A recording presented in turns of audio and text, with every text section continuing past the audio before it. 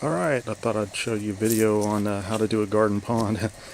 Just decided to start shooting this. I was halfway through.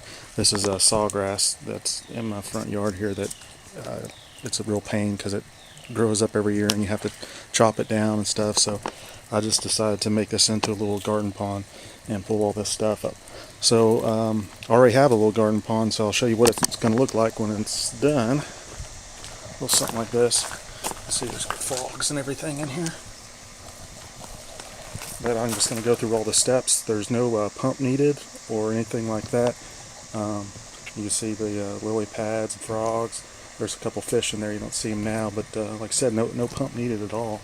So here it is. Let me finish digging these out, and we'll dig the hole bigger. It's a lot of work, but it'll look nice at the end. Alright, that sawgrass is gone. As you can see, what happened here was we had pebbles. Well, shadow was out of the way.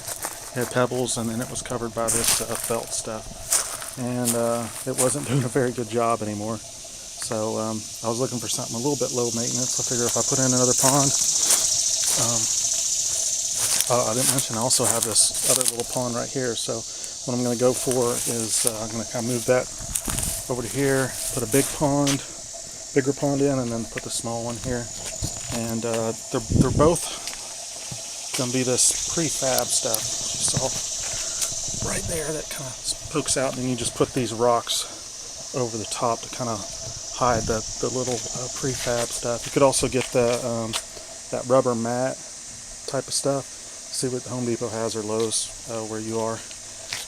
I just like the prefab stuff because I've used it before. So for stones, like the stones I had here, you could buy them on a pallet, or you could look around your yard. Maybe you have some that from another project that you no longer need. So I had these that were lining the edge of my driveway. My driveway's over there, but you can see that it's all wood. So the woods had kind of overtaken back over these rocks, so I kind of had to dig them out. But I'm gonna have to clear the rest of this out, dig the hole a little bit deeper, move the pond over here, and gosh, it's gonna be a lot of work. And I'm gonna try to put as many rocks as these can around, so it could be like a walkway or whatever. So hopefully these weeds won't come back up. I don't like using chemicals. I got my daughter playing out here sometimes. So all right, well, let me get started on today's work and see how far I get.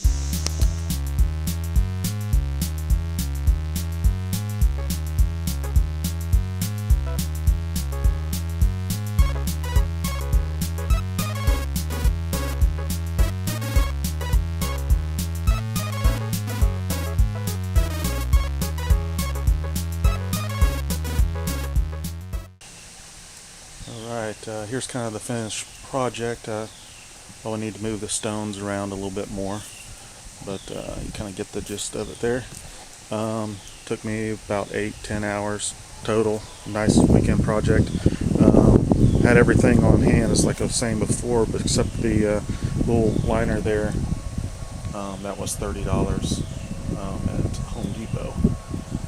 You want to make sure and call, which I forgot to mention, call the utility company first and have them come out, and it's free in most areas, and check and make sure there's no gas lines or power lines underneath the ground before you start digging.